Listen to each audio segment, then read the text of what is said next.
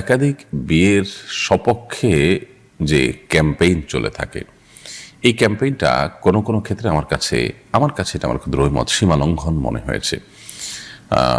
কারণ হলো, শরিয়া কারোর প্রয়োজন হলে তার জন্য একাধিক বিয়ের অনুমোদন রেখেছে, সুযোগ রেখেছে। কারোর প্রয়োজন হলে তিনি একাধিক বিয়ে করতে পারেন, কিন্তু শর্ত দিয়ে দিয়েছে খুব পরিষ্কারভাবে। কোরআনে কারিমে আল্লাহ তাআলা বলে দিয়েছেন যে ইনসাফ করতে পারতে হবে। কারণ ইনসাফ করা নিয়ে যদি সন্দেহ দেখা দেয় যে তিনি ইনসাফ করতে আদৌ পারবেন কিনা, তাহলে সেক্ষেত্রে তার জন্য একাধিক বিয়ে করা জায়েজ নয়। এই যুগে একাধিক বিয়ে করে উভয় পরিবারের প্রতি বা সব পরিবারের প্রতি, সব স্ত্রীদের প্রতি ইনসাফ বজায় রাখছেন এরকম মানুষ আমি খুব কমই দেখি।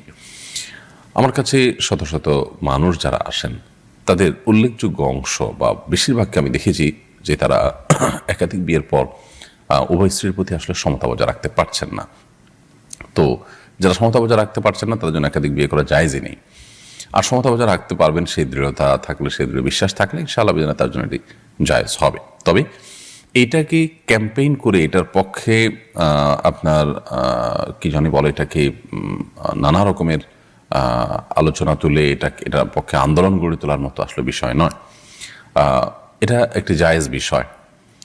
একাধিক বিয়েকে ওলামা ইকরাম সুন্নাহ বলেছেন এমনও নয়, কিন্তু সুন্নাহর নির্দিষ্ট ডেফিনিশন আছে।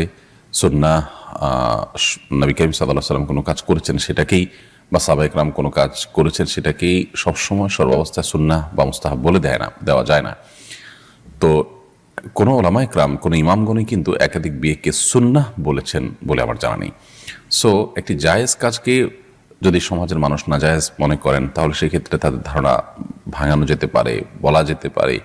কিন্তু এটার জন্য একাধিক বিয়ের যে ইমপ্লিমেন্ট, সেটার জন্য যে প্রচেষ্টা, সেই প্রচেষ্টাটা যদি আন্দোলনের রূপ নেয় এবং এটা নিয়ে যদি রীতিমতো বিশাল বড় বড় ক্যাম্পেইনের রূপ নেয়, তাহলে সেটা নানা দিক থেকে ক্ষতিকর।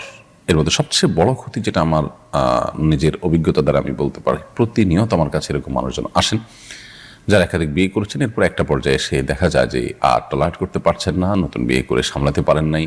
এখন শেষ পর্যন্ত প্রথম পরিবারের চাপে বা সমাজের চাপে বা যে কারণেই হোক, তিনি দ্বিতীয় স্ত্রীকে তালাক দিয়ে দিয়েছেন। এবার এই বেচারি তিনি যাবেন কোথায়? অনেকে আছেন অসহায় মেয়েদেরকে আশ্রয় দেওয়ার জন্য বিয়ে করছেন। অসহায় মেয়েদেরকে আশ্রয় দেওয়ার জন্য নিজে বিয়ে না করে তাদের জন্য উপযুক্ত পাত্র দেখার ব্যবস্থা আমরা কেন দিই না? হ্যাঁ, নিজে বিয়ে করাটা নিষেধ না, কিন্তু নিজে বিয়ে করাটাকেই যদি আমরা মনে করি যে একমাত্র অবলম্বন, তাহলে সেটা তো ভুল হবে। এর বাইরে তো আরও বেটার অবলম্বন আছে। আপনার দ্বিতীয় স্ত্রী হওয়ার চাইতে আরেকজনের প্রথম স্ত্রী হওয়াটা কি তার জন্য ভালো নয়? তাহলে আপনি তার আরও ভালো উপকার করতে পারতেন। তো সেটা না করে আপনি যে পথে যাচ্ছেন, সে পথে গিয়ে আপনি ইনসাফ করতে পারছেন কিনা? ইনসাফ করতে পারলে তো এটা জায়েজ ব্যাপার, কোনো দ্বিমত নেই কারোর। কিন্তু এই জায়েজ কাজ করতে গিয়ে যদি ইনসাফ করতে না পারেন, তাহলে তো না জায়েজ হবে। এই ক্যাম্পেইনের সাথে, এই ক্যাম্পেইনে আপনার উদ্বুদ্ধ হয়ে যারা বিয়ে করেছেন, এরকম বহু মানুষকে আমি দেখেছি যে তারা আসলে ইনসাফ করতে পারছেন না, অথবা একটা পর্যায়ে কোনো একটা স্ত্রীকে তিনি ছেড়ে দিতে হচ্ছে। তাহলে এই যে জুলুমের দুয়ারগুলো উন্মোচন হচ্ছে, এই যে পারিবারিক কলহ তৈরি হচ্ছে, এগুলোর দায় কিন্তু আমরা এড়াতে পারি না। তো এই জন্য প্রত্যেকটা জিনিসে পরিমিতি বোধ থাকা উচিত, কোনো কিছুই সীমা লঙ্ঘন করা উচিত নয়।